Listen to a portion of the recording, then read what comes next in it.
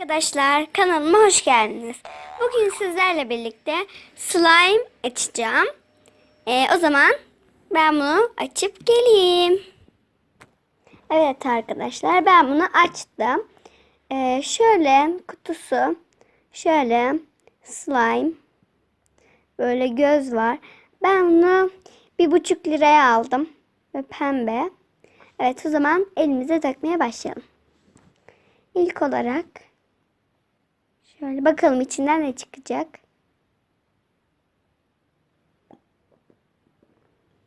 Evet, böyle pembe.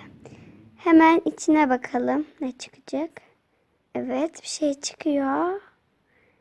Aman Allah'ım bu ne? Aa, fil çıktı. Evet arkadaşlar. Şöyle daha iyi göstermek için. Şöyle fil çıktı bana. Çok tatlı. Şu an çok toz pembe gibi görünüyor ama bu fil daha pembe. Şöyle. Evet. Şimdi şu slime'ımıza bakalım. Çok güzel bir renk. Böyle bordo pembe gibi. Şu altı pembe, üstü mor gibi.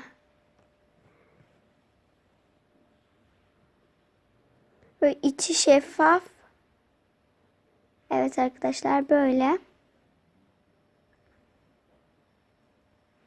Böyle mıncık mıncık oynayabilirsiniz. Bu da fil.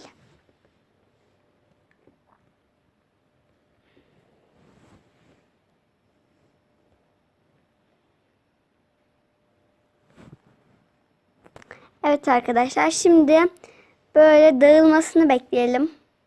Ben videoyu durduracağım ve böyle açılmasını bekleyeceğiz. Evet arkadaşlar gördüğünüz gibi biraz açılmaya başladı. Şöyle azıcık çekiyorum ki daha açılsın. Ben bunu böyle çok açmak istiyorum ama da gördüğünüz gibi çok açılmıyor. Çok esnek olduğu için böyle geri bırakınca hemen gidiyor. Neyse biz beklemeye devam edelim. Neyse arkadaşlar açılmadı ama size bir şey göstereceğim. Şimdi bunu yapmak için bir tane pipet gerekli. Sonra bu pipeti alıyorsunuz. Yani kutunun içine veya buraya da koyabilirsiniz.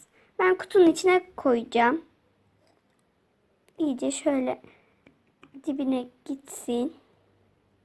Şimdi içine çekiyorsunuz. Yani şuraya kadar gelecek slime gelmesi gerekiyor. Beni izleyin.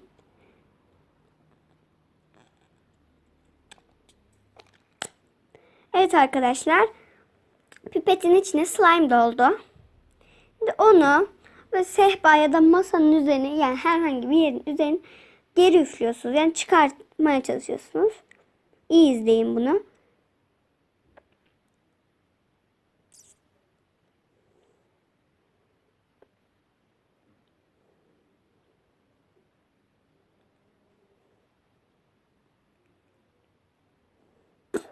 Ve böyle puf diye dağılıyor ve böyle bir şekil çıkıyor. Hani diyen olur. Videoyu durdurup öyle şekil yapıyorsun. Hayır, tekrar yapıyorum. Hiçbir hile yok. Ben de daha yeni keşfettim arkadaşlar. Evet, buraya kadar doldurduk. Üflüyoruz.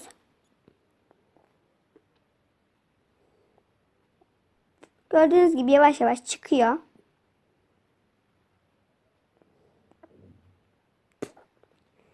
Böyle virgül gibi bir şey çıkıyor yani. Evet arkadaşlar benim videom bu kadardı. Beni izlediğiniz için teşekkür ederim. Kanalıma abone olmayı ve like atmayı unutmayınız. Görüşmek üzere. Bay bay.